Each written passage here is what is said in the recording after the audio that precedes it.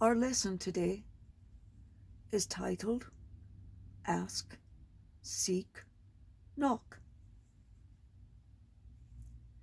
To one who has, more will be given. To one who has not, what he has will be taken away. Gross is the heart of these people who have closed their eyes and ears, lest they see with their eyes, hear with their ears, and be converted and be healed by Christ. That is from the Gospel of John. You must listen with your physical ears. Look with your physical eyes. But then, always, hear with your heart and see with your soul to fully understand the parables of the Lord. This is how you ask to receive, seek to find, and knock on the correct door for it to be opened you. If you hear only with your ears and read and see with your physical eyes, you will think your way past his instruction and teaching. This is when you end up back in Egypt, on the great and well-traveled river of denial. This is asking the wrong questions, seeking the wrong things, and walking past doors because it's just not right. This is how very many good Christians will allow themselves to be led astray because they don't want to do the hard work because it's hard. Or they'd rather not look at that right now because they're afraid. Or they'd much rather take the easy road because that road is far too difficult. By going into Egypt, by allowing denial to put a detour in your faith life, you will end up in some very bad places, asking all of the wrong questions. Some places where Christ is not present, where only false prophets of hate, death, and the prince of darkness are present, seeking the wrong things. In these places, is there any talk of race? Then Christ is not there. Race is of this world, as it is entirely a human construct. It is not of God. Any discussion of this very flesh-based topic in his spiritual house is an insult, an abomination, and Christ is not present there. If there's any talk of any anti-this or anti-that, we're against Muslims, we're against Mexicans, Christ is not there. For he doesn't discriminate against any group, any person, or any group of people for any reason. No church that is of Christ will do so either.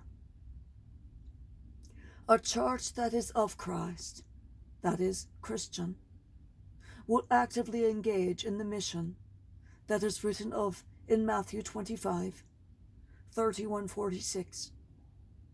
And every person with whom they publicly associate and they support must also support this. Matthew 25, 31-46 is to feed, clothe, house, heal, visit in prison, and welcome the strangers, for they are the representative of Christ. All of the lesser people, these are Christ in our world. But if you don't feed them, clothe them, house them, heal them, welcome them, and visit them, then Christ is not present in that place. Then that is the wrong door to knock upon. If you've slipped into Egypt because of anger at God, I've one thing to say, and many of you have already heard this. Anger is a secondary emotion. It's caused by another and used as a cover so that you don't have to feel something uncomfortable or scary for you. The feelings that it covers are sorrow or grief, fear, loneliness, and abandonment. It is better for you feeling these primary emotions than covering with anger. Let go of the anger with someone you trust to be with you, or contact a professional to help you. You will feel Christ there with you too. He'll do the work with you. Close your eyes, reach with your heart, and you'll feel them, and all of your spirits supporting and loving you.